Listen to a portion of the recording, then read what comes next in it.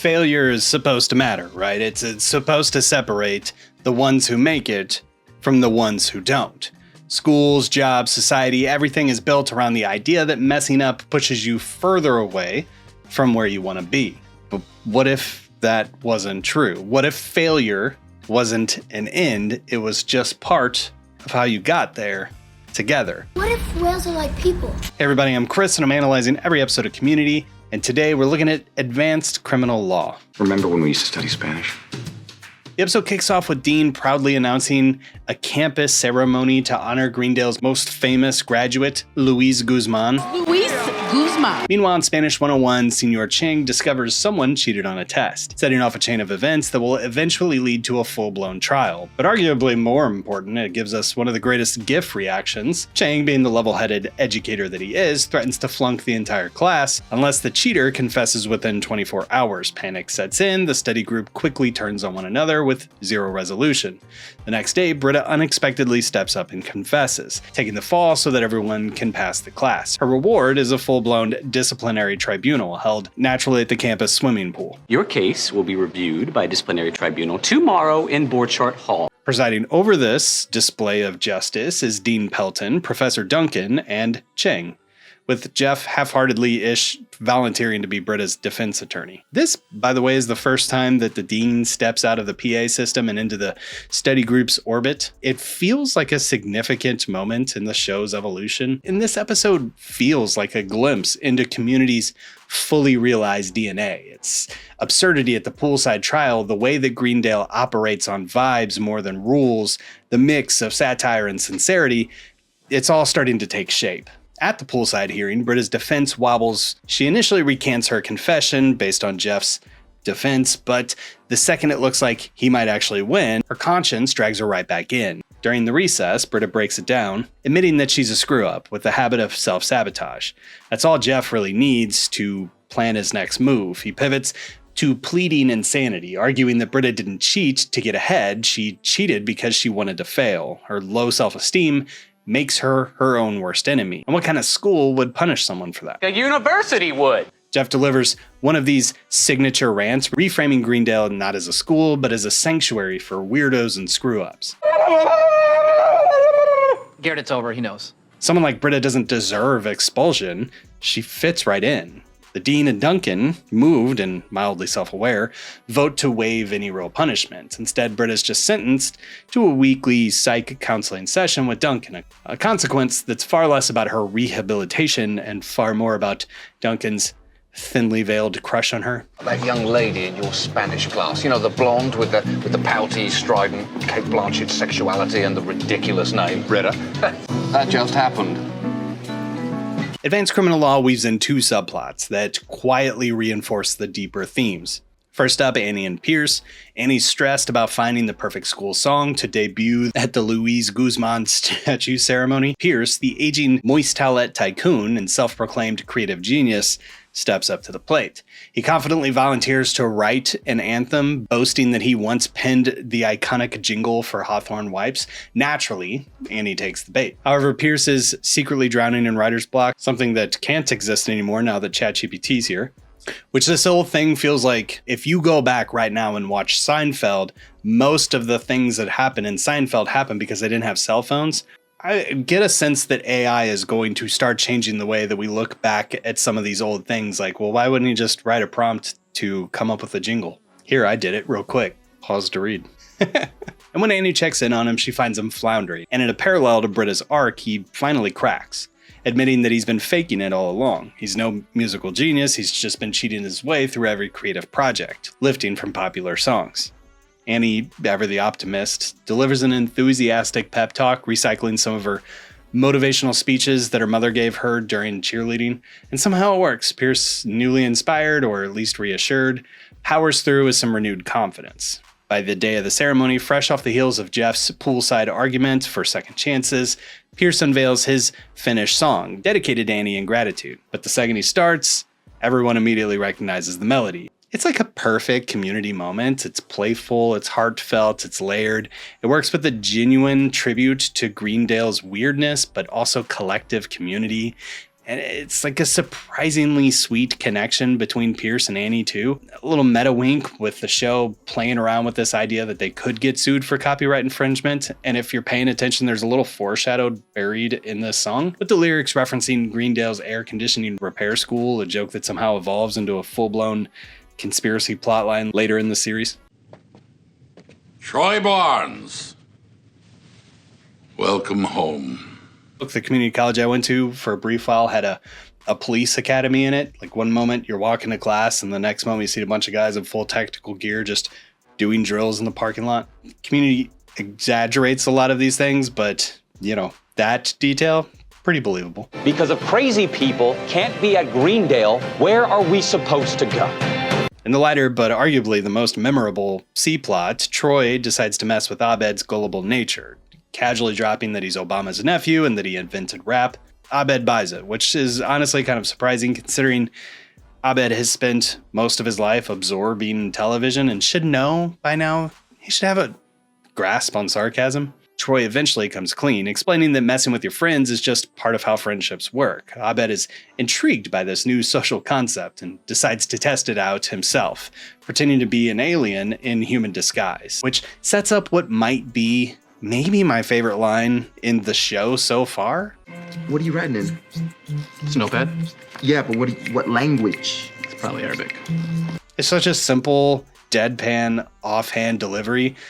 All of this, of course, is in service of the real mission, convincing Troy that even for a second, he might actually be an alien. Troy grows, well, for the sake of the summary, let's just call it paranoid. He grows paranoid.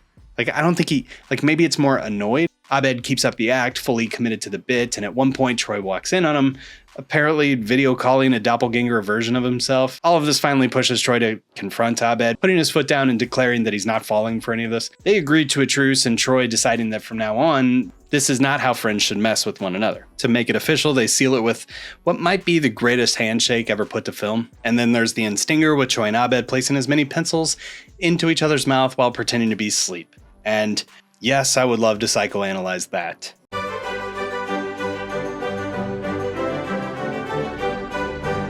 My emotions! But I'm not getting into it today. Look, the world hands us a rule book. Before we even know how to read it, we have to know how to act, who to be, and what happens when we don't measure up. When you step out of line, you're punished. Fail too hard, too often, and you're out. But as I talked about in the intro, what if failure wasn't a red mark on your record? What if screwing up wasn't a reason to be cast out, but an invitation to understand yourself better? A world where relationships aren't about proving your worth, but about being accepted for who you are, even when you get it wrong. A world where justice isn't about enforcing rules, it's about helping people in a way that actually makes sense. In this episode, Britta fails morally, but Greendale doesn't cast her out. It reminds her that she belongs. Pierce fails creatively, but instead of humiliation, he gets to stand proud at the ceremony. Abed fails socially, but Troy meets him where he is, and their friendship is even stronger for it. At Greendale, failure isn't the end of the story, it's just the beginning of it. Britta's undeniably guilty. She cheated on the Spanish test, and in any other school, it would be an open shut case. But like the Sith, Greendale doesn't like to deal with absolutes. Instead of a swift ruling, the proceedings are, fittingly, quite fluid. The wheels of justice here don't stop just Unintended. Chang treats the whole thing like a personal attack. Duncan sees this as a way to feed his ego and maybe something else. And Dean just seems genuinely happy to have something to do. One on each side, and I go both ways. Oh, let's strike that. LaShonda, can we please strike that? The people running this circus aren't any more morally sound than the person on trial. Britta's fate isn't decided by whether or not she deserved expulsion, but by whether Greendale is the kind of place that gives people another chance. And of course it is. As Jeff argues, Greendale isn't a school for people who have it all figured out. It's a place for people who need the space to stumble, fail, and grow. Britta's cheating wasn't about getting ahead. It was about getting in her own way. She calls herself a screw-up because deep down, she believes it. Her failure isn't just breaking a rule, it's reinforcing a pattern that she doesn't fully understand yet, setting up a super annoying plotline down the road. I'm a psych major. Words are my weapons. And if the point of a school is to teach, then the job of the institution isn't just to enforce rules, it's to help people learn and grow. Even in universe, it makes sense that the powers that be read mercy into the ruling in this circumstance. But if I'm gonna cheat, I'm not gonna write information from a book onto a piece of paper. That's practically learning, for God's sake. Pierce isn't just desperate for recognition, he's desperate to prove that he's still something. He takes on the school anthem with full confidence, convinced that he will create something timeless. Instead, he accidentally steals from Bruce Hornsby, or like Tupac is where I thought it might have been going at first. Spit it, Marie! Let me clear my throat! Ha ha ha! I don't know what that was, I don't. Instead of just laughing him off, Greendale lets him have this moment. Because for Pierce, it matters. No one cancels the ceremony, no one demands a rewrite. His efforts, however misguided, however stupid, is still met with applause and smiles, bewildered smiles, but smiles nonetheless. Because Greendale doesn't measure success by whether or not you're getting it right, but by whether or not you're showing up and trying. And that's wild for a place of higher learning, but completely fitting for this concept of community. So where does that leave us? Like, I always have this quote in the back of my head: the Sabbath was made for man, not man for the Sabbath. And Jesus wept. Institutions are supposed to serve the people, not the other way around. When the rules become rigid, they stop making space for what actually makes us human. Mistakes, missteps, and figuring things out as we go. Nowhere is that clearer than with Abed, who doesn't quite understand how pranks work, which is such a silly way to explore this concept. But Choi spends the beginning of this episode messing with Abed in a lighthearted way, but when Abed tries to return the favor, he completely overshoots it, not with a simple joke, but with committing to a full-on performance, pretending he's not human at all. Then he goes so deep into the bit that he never even gets close to convincing Troy. Abed may not land the prank, but the attempt, even one ending in failure, still teaches them something about each other. Troy walks away with a better understanding of Abed, not because Abed got the prank right, but because he tried. Greendale's version of success isn't about flawless execution. It's about connection, making an attempt, about showing up and even being seen, even when you don't quite nail it. And I'm not saying this episode is about accepting mediocrity or we just shouldn't have rules. I don't read that as the point of this episode at all. The real takeaway is that the systems that we create, the laws, the art, and even like the rules of social interactions are supposed to serve us. But all too often they fail the very people who built them. Britta could be expelled, Abed could be friendless, Pierce could spend the rest of his life stewing in his own failure, but instead, they have a home. They're not the next Obama, they're not a high-powered lawyer, they're not a Spanish or a creative genius, but they could be the next Luis Guzman.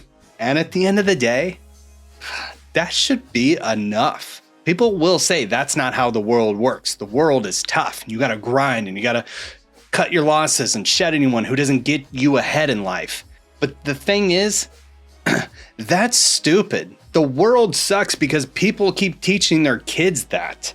Stop. We're all stuck on this rock floating through space together. So instead of burning your ships and stubbornly forcing your way forward, carving a path of destruction in your wake just to avoid admitting that we were wrong, maybe the real takeaway is stop, reassess, and build something better together.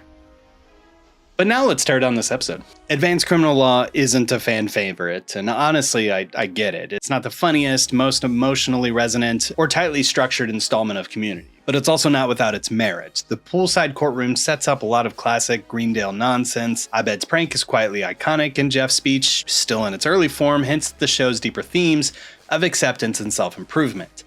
I'll also note here that I'm pretty sure that this episode is out of order, and I'm basing that solely on the Human Beings mascot being on a poster in the pool area, which that hasn't become a thing yet, and also Jeff and Britta's dynamic feels off, not fluidly following the previous episode. More than anything, this episode feels like a bridge between Community's early, more grounded episodes and the full-blown absurdity that will define future Greendale.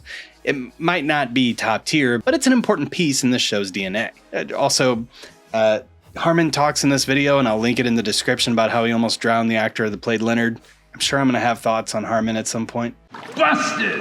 The character work in this episode is stronger than it may seem at first glance too. Britta's self-sabotage arc does give her more depth that I feel her characters needed. Jeff's speech, like I mentioned, feels like an early prototype of his later, more refined Winger monologues. And I should have mentioned this in the last episode, but Alison Brie is putting in the work in these monologues. You can easily feel too over the top, and yet she sells Annie every time.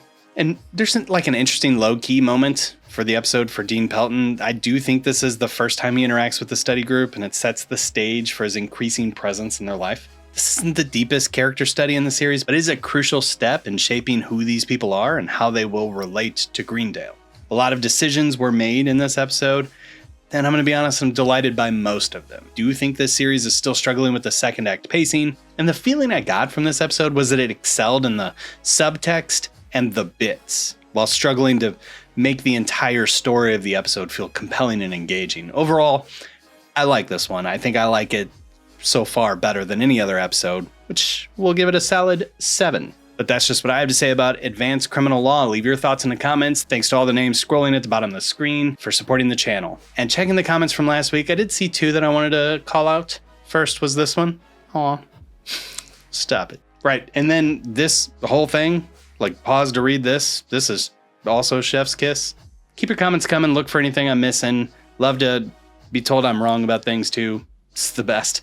I'm going to keep these videos coming out weekly to the best of my abilities. So make sure you come prepared next week when we have the study guide for football, feminism, and you. It's in your blood. That's racist. Your soul. That's racist. Your eyes. That's gay. That's homophobic. That's black. That's racist. Damn. Thanks for watching, and we'll see you next time.